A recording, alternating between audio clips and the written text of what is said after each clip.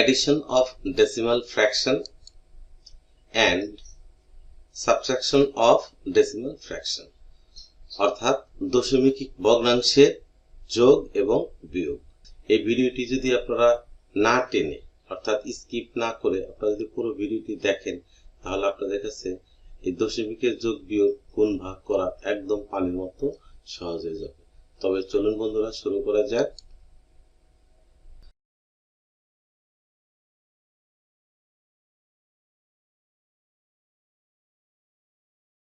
আজকের প্রথম problem, add the following decimal fractions। এক নাম্বার আছে 2, যেটি হোল নাম্বার, এরপর হচ্ছে 0.1, এরপর হচ্ছে 0.025 and 1.13। এই যে চারটি সংখ্যা, অর্থাৎ প্রথম সংখ্যাটা হচ্ছে একটি আস্ত সংখ্যা অর্থাৎ পূর্ণ সংখ্যা 2, এরপরেরটা হচ্ছে দশমিক ভগ্নাংশ, এরপরেরটাও দশমিক ভগ্নাংশ এবং এরপরেরটাও দশমিক ভগ্নাংশ। তবে আমাদের এই দশমিক ভগ্নাংশের যোগ বিয়োগ বা গুণ ভাগ যাই করি না কেন, আমাদের সেন্টার ধরতে হবে এই দশমিককে। অর্থাৎ আমরা দশমিককে সেন্টার ধরে, অর্থাৎ দশমিককে আমরা এক লাইনে সাজিয়ে আস্ত সংখ্যাকে আমরা দশমিকের বামে এবং দশমিক সংখ্যাগুলো আমরা দশমিকের ডানে আমরা দেব, অর্থাৎ ভগ্নাংশ সংখ্যাগুলো আমরা দশমিকের ডানে দেব। তাহলে চলুন বন্ধুরা কিভাবে সাজানো যায়। তবে এখানে সাজাতে গেলে দেখতে হবে যে আস্ত সংখ্যাকে আমরা বামে দেব, অর্থাৎ পূর্ণ সংখ্যাকে আমরা বামে দেব। এই পূর্ণ সংখ্যাকে আমরা বামে দিলাম, কিন্তু এখানে যেহেতু দশমিককে আমার একটা লাইন বরাবর রাখতে হবে, এখানে দশমিকের পর দ্বিতীয় সংখ্যা আছে পয়েন্টের পরে, অর্থাৎ দশমিক বিন্দুর পরে আছে 1, এরপর একটা আছে 3 ঘর, এরপর একটা আছে 2 ঘর। কাজে আমরা যদি সুন্দর মতো এই সংখ্যাগুলোকে সাজাতে চাই, অর্থাৎ সুন্দর মতো সাজাতে পারলে কিন্তু অঙ্কটা একদম পানির মতো সহজ হয়ে যাবে। কাজে আমাদের সুন্দর মতো সাজাতে হবে। যেহেতু দশমিকের পরে 3টা ঘর আছে, এই যে এটার মধ্যে দশমিকের পরে 3টা ঘর আছে, কাজে আমরা 2 এর পরেও দশমিক দিয়ে আমরা 3টা ঘর দিতে পারি। অর্থাৎ 2 এর পরে আমরা দশমিক দিয়ে যতগুলো শূন্য আমরা দেই না কেন, কিন্তু এতে কিন্তু মানের কোনো পরিবর্তন হবে না। অর্থাৎ যেমন 2 এর পর আমরা একটা দশমিক দিলাম, এরপর আমরা আরেকটা শূন্য দিলাম, এরপর আরেকটা শূন্য দিলাম, এরপরে আরেকটা শূন্য দিলাম, এই 3টে শূন্য দিলাম। কেন 3টা শূন্য দিলাম? কারণ একটা দশমিকের পরে 3টা ঘর আছে।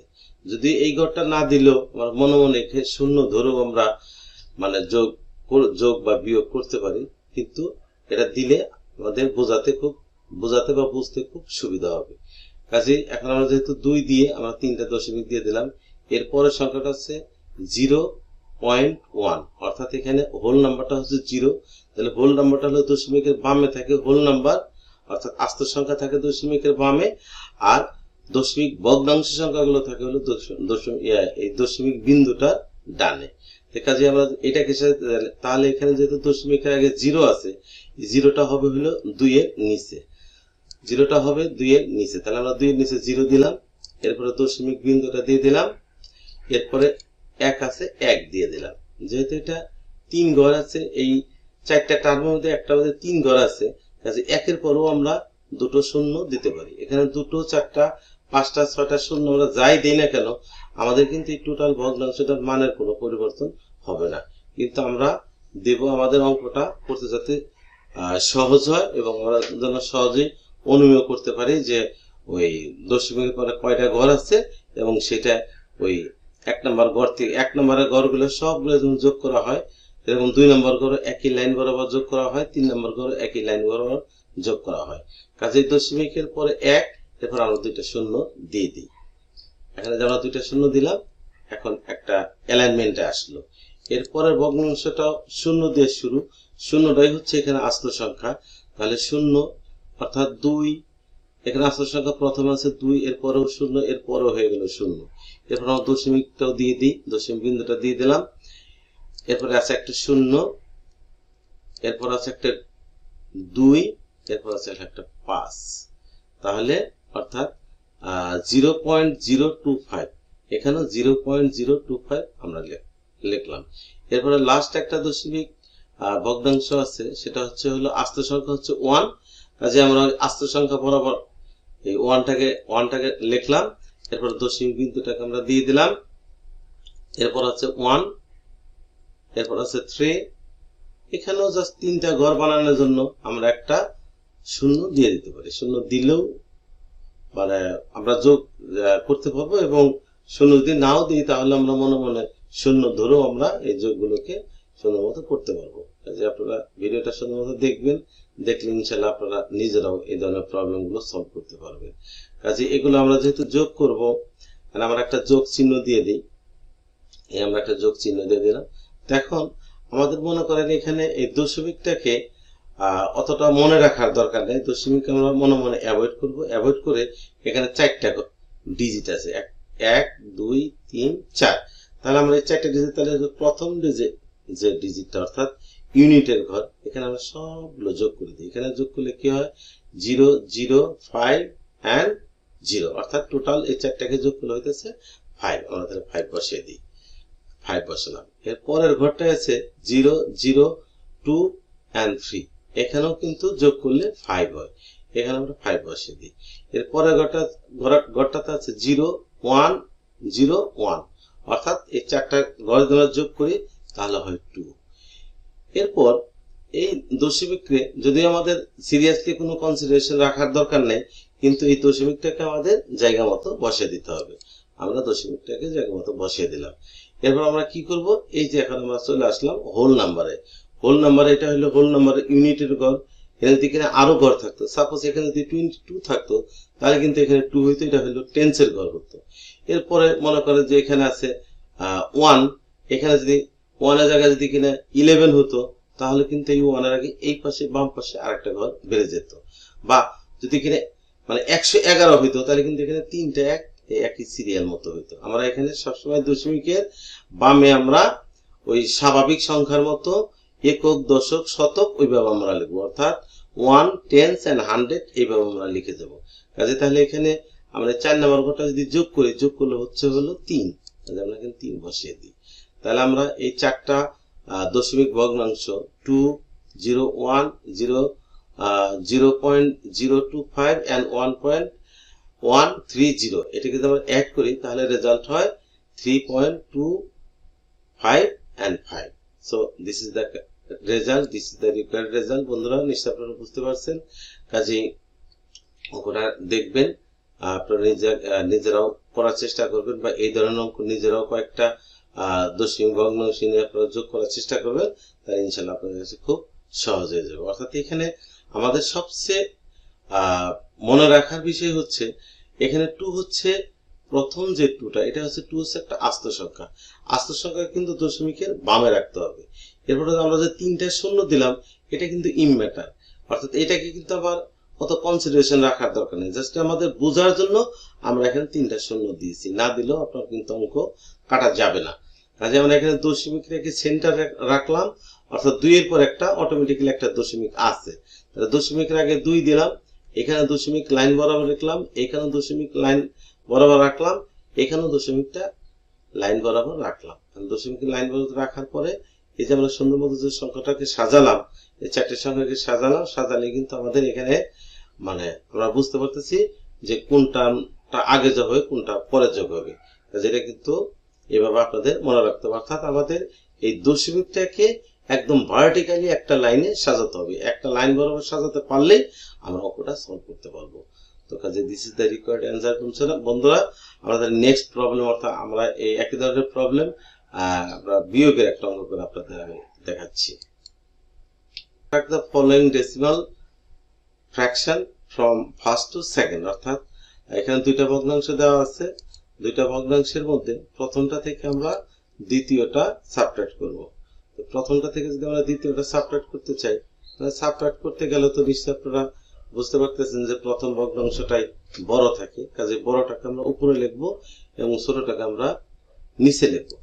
বড়টাকে আমরা লিখি একইভাবে আমরা যোগে যেভাবে দশমিকটাকে আমরা ওই একটা সেন্টারে রেখে আমরা করেছিলাম, এখানে 25 পয়েন্ট দিলাম, এরপর আসলে 5 আমরা 5টা দিয়ে দিলাম, কিন্তু এখানে 13 এর পরে আছে 13.25, অর্থাৎ এখানে 2 ডিজিট। তাহলে এখানে আমরা 25.5 আছে, তাহলে আমরা একটা ডিজিট দিয়ে দিই, অর্থাৎ 25.5। এরপরে কিন্তু অসংখ্য জিরো দেওয়া যায়, আমাদের যে যতটুকু প্রয়োজন আমরা ততটুকু দিব। অর্থাৎ এখানে আমাদের যেহেতু 2 ঘর আছে, আমরা 1 ঘর একটা জিরো দিয়ে দিলাম, অর্থাৎ এটাকে সুন্দর মতো একটু সাজানোর জন্য। এরপর হচ্ছে 13.25, 13.25 এর মধ্যে এই 13 যাবে 25 এর নিচে, এন্ড 25 যাবে হলো 0.50 এর নিচে। দেখুন বন্ধুরা কিভাবে সাজাই। এই যে আমরা দশমিকটা জায়গা মতো দিয়ে দিলাম, এরপরে 2 দিলাম, এরপরে 5 দিলাম।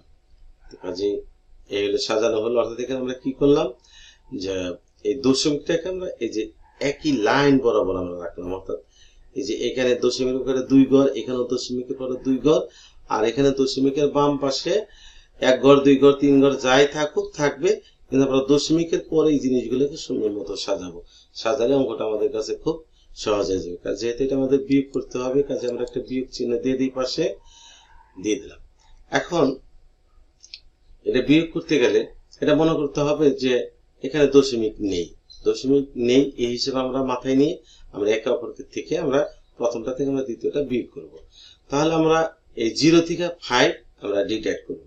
এখন 0 থেকে 5 তো ডিডাক্ট করা যায় না, অর্থাৎ 0 হলো স্মলার আর 5 হলো বিগার। সো আমাদের তাহলে কি করতে হবে, এই ছোট সংখ্যাটার বামে একটা 1 ধার করে নিয়ে আসতে হবে। অর্থাৎ 1 আমরা 1 এখানে মনে মনে চিন্তা করলাম, তাহলে কত হইলো, 0-র আগে যদি আমরা 1 দিই একটা, তাহলে হয় 10। এই 10 অর্থাৎ 5 থেকে 10 থেকে আমাদের 5 বাদ দিতে হবে। অর্থাৎ 5 এর উপরে 5 থেকে 10 এ যাইতে কত লাগে সেই জিনিসটা আমাদের এখানে বসাতে হবে। তাহলে দেখি কত হয়, সেটা হচ্ছে অর্থাৎ 10 থেকে 5 গেলে থাকে 5। তো এখানে তো আসলে 10 ছিল না, এখানে ছিল 0। আমরা 1 ধার করে নিয়ে আসছিলাম, তাহলে সেই একটা আমরা এই যে 2 কে আমরা দিয়ে দিই। 2 কে যদি আমরা 1 দিয়ে দিই তাহলে হয় 3, অর্থাৎ 5 থেকে 3 গেলে থাকে 2, 5 থেকে 3 গেলে থাকে 2। অথবা আমরা এইভাবে চিন্তা করতে পারি, যেখানে 1 যেহেতু দাঁড় করেছিলাম 1 আমি একে দিলাম, তাহলে হইল 3। এখন 3 থেকে আমি 5 এ যাবো, অর্থাৎ 3 থেকে 5 এ যায় টাচ করতে আমার রাগ হইল 2, সেজন্য আমি এখানে 2 দিয়েছি। এরপর এখানে যে দশমিক যে লাইনটা, দশমিকের এখানে কোনো কাজ নাই, জাস্ট আমরা দশমিকটাকে বসিয়ে দেব। দশমিকটাকে বসিয়ে দেওয়ার পরে আমরা পরের ডিজিট গুলো চলে যাব।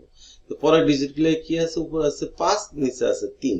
তাহলে 3 আছে কত হলে 5 হবে, 3 আছে কত হলে 5 হবে, তাহলে 2 হলে হবে। আমরা এখানে 2 দিয়ে দিলাম, অর্থাৎ 3 এর পর থেকে 5 এ যেতে 4 5 2টা 2 লাগে, যেখানে 2 বসিয়ে দিলাম। এরপরে পরের অর্থাৎ এটা হলো দশকের ঘর, দশকের ঘরে কি আছে, উপরে আছে 2, নিচে আছে 1, অর্থাৎ উপরে 2 নিচে 1, অর্থাৎ 1 থেকে 2 তে যেতে 1 লাগে, অথবা 2 এর থেকে আমরা যদি 1 বাদ দিয়ে দেই তাহলে কিন্তু একই থাকে। কাজেই বন্ধুরা, this is the required result. নিশ্চয়ই আপনারা বুঝতে পেরেছেন। এই ভিডিওটি যদি আপনাদের কোথাও কোনো বুঝতে অসুবিধা হয় তাহলে আমাকে লাইক কমেন্ট শেয়ার করে জানাবেন, অথবা আমাকে ইমিডিয়েটলি যদি কমেন্ট করেন তাহলে আমি আপনাদের ইমিডিয়েটলি রিপ্লাই দিয়ে দিব, আপনাদের প্রবলেমটা আমি সলভ করে দেব। এবং এই ভিডিওটি যদি আপনাদের ভালো লাগে তাহলে অবশ্যই আমাকে লাইক কমেন্ট করবেন, পাশাপাশি আমাকে সাবস্ক্রাইব করবেন। আমাকে সাবস্ক্রাইব করলে হবে কি, যে আমি পরবর্তী নতুন নতুন ভিডিও তৈরি করলে অটোমেটিক্যালি সেই ভিডিও নোটিফিকেশন গুলো আপনারা অটোমেটিক্যালি পেয়ে যাবেন। সো আজ এ পর্যন্তই। আগামী ভিডিও আসার আগ পর্যন্ত আপনারা সবাই ভালো থাকুন, সুস্থ থাকুন এবং আমার এই চ্যানেলের সাথে লেগে থাকুন। আল্লাহ হাফেজ।